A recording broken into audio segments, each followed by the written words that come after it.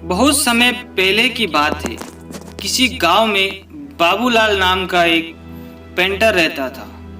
वो बहुत ही ईमानदार था, किंतु बहुत गरीब होने के कारण वो घर घर जाकर पेंट का काम किया करता था। उसकी आमदनी बहुत ही कम थी। बहुत मुश्किल से उसका घर चलता था। बहुत दिन मेहनत करने के बाद वो सिर्फ 2 वक्त की रोटी ही जुटा पाता था। वो हमेशा चाहता था कि उसे कोई बड़ा काम मिले जिसे उसकी आमदनी अच्छी हो, पर वो छोटे छोटे काम बड़ी लगन और ईमानदारी से किया करता था।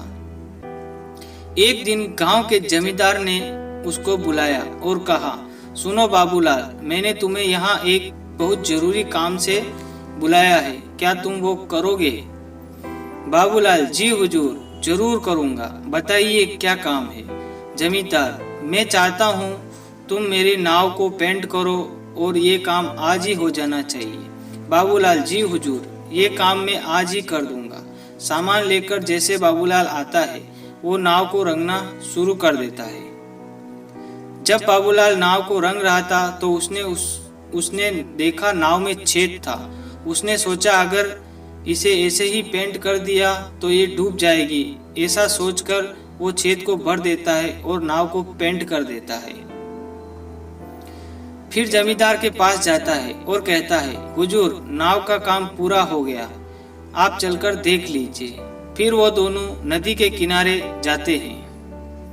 नाव को देखकर जमींदार बोलता है, अरे वाह बाबूलाल, तुमने तो बहुत अच्छा काम किया। ऐसा करो, तुम कल सुबह आकर अपना सारा पैसा लेकर जाना। उसके बाद वो दोनों अपने अपने घर चले जाते हैं। अगले दिन जमींदार के परिवार उसी नाव में नदी के उस पार घूमने जाते हैं। शाम को जमींदार का नौकर रामू, जो उसकी नाव की देखरेख करता था, छुट्टी से वापस घर आता है और परिवार को घर में ना देखकर जमींदार से परिवार वालों के बारे में पूछता है, सब जने कहाँ गए? जमींदार उसे सारी बात बताता है। जमींदार की बात सुनकर रामू चिंतन में पड़ जाता है।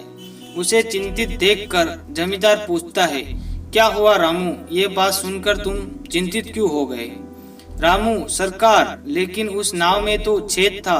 रामू की बात सुनकर जमींदार भी चिंतित हो जाते हैं। तभी उसके परिवार वाले पूरा दिन मौज मस्ती करके घर वापस आ जाते हैं। उन्हें सकुशल देखकर जमींदार को चैन की सांस लेता है। फिर अगले दिन जमींदार बाबूलाल को बुलाता है और कहता है, ये लो बाबूलाल, तुम्हारी मेहनत का पैसा, तुमने बहुत बढ़िया काम किया था, मैं बहुत खुश हूँ। पैसे गिनने के बाद बाबूलाल हैरान हो जाता है क्योंकि वो पैसे ज्यादा थे। वो जमींदार से कहता है, हजूर, आपने मुझे गलती से ज्यादा पैसे दे दिए हैं। जमींदार, नहीं बाबूलाल, ये तो मैंने तुम्हें गलती से नहीं दिए, ये तुम्हारी मेहनत का पैसा है, क्योंकि तुमने बहुत बड़ा काम किया है। तुमने इस नाव की छेद को भर दिया जिसके बारे में मुझे पता तक नहीं था। तुमने बहुत अच्छा काम किया है।